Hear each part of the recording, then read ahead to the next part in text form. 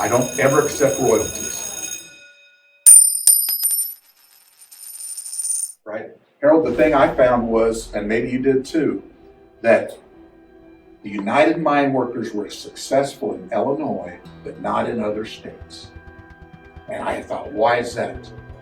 Well, in West Virginia, they had 3-foot mines, which I might be able to show you a little bit about here. And it was hard to mine. It was hard to get the coal out.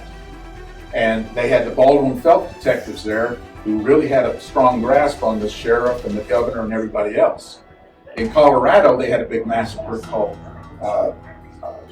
Ludlow in 1914, where they killed, shot into the tents and killed dozens of people. That's also in my book, 16 times. But what I found was the survivors came to Illinois because we had the United Mine Workers.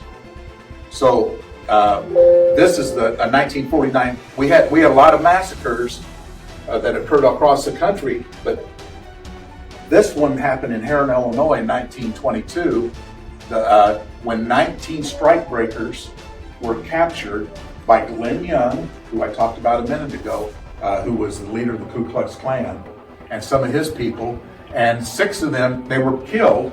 There were 50 strikebreakers originally, and they took them down the road, and the United Mine Workers leader, Fox Hughes, came up in his car and told hundreds of men, women, and children who had taken these 50 men captive.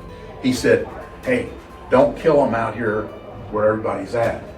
Take them back in the woods and kill them. So they went back into Harrison Woods, and they said, run for your lives, and they started shooting. 6 of them, they tied up and dragged into a cemetery and murdered them. Guy got down in the ditch and cut their throats. One of them actually lived, even after his throat was cut. And he wound up testifying against them. But this is where they're buried, in a potter's field in Herrin. This is the actual picture of the burials. Now, they found the bodies just a few years ago. A guy named Scott Duty, a radio guy, went and he got some archaeologists. One of them's a friend of mine, Steve Donasso, and they spent 4 years searching for the bodies, and people in town said, no, we don't want you to find the bodies. But they had to go up against politics and everything. They finally found the bodies and reburied them. Okay? I think just a couple years ago was the last bodies they dug up. But my point is, that was a horrible thing. In Herrin, they took those 19 men, strikebreakers, and I'm talking hundreds of men, women, and children. When those 6 men were down in the ditch, little kids were walking up and urinating on them. People were spitting on them. They took those 19 bodies and put them in a warehouse, and they for 3 days, people would walk past them. People from Chicago, St. Louis came, everybody, newspaper reporters all over the country, and they're spitting on them. And if there weren't any women around, they were urinating on them. Well, after 3 days, it smelled so bad, they finally buried them. And that potter's field I showed you. Now, that embarrassed the United Mine Workers. That was a total embarrassment to them. It was national news, it made them look bad. So they tried to use other methods besides that. And that's where I get the expression, throw out the water. You guys know what throw out the water is, some of you? Okay, well, here's a guy I interviewed telling about it. Everything at the bottom of the miner's bucket, but they put water in there. That's how they carry their water to drink. And the top is where they have their lunch.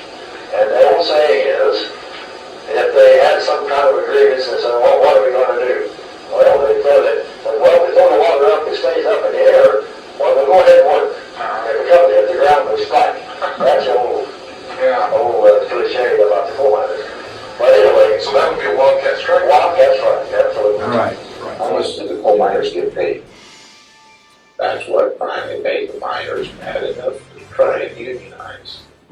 They lowered the wages 16% to 58 cents per ton and a half. If a miner had a good day, brought up 16 tons, that would be less than $6 a day.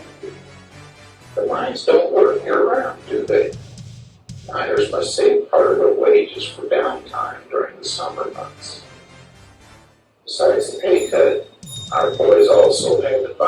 their safety lights, explosives from the company store. Oh, that company store. The company stopped the unit from coming in, fired hundreds of strikers. My Johnny is one of them. That's why we came to Illinois, so we could work here in mine. We've got the United Mine Workers to help you. I don't ever accept royalties. He gave me royalties in the beginning, and all it did was mess up my taxes. So they say you can make money on books, but I don't. I'm retired. I just like research and writing. In fact, I hate selling, but I like doing presentations.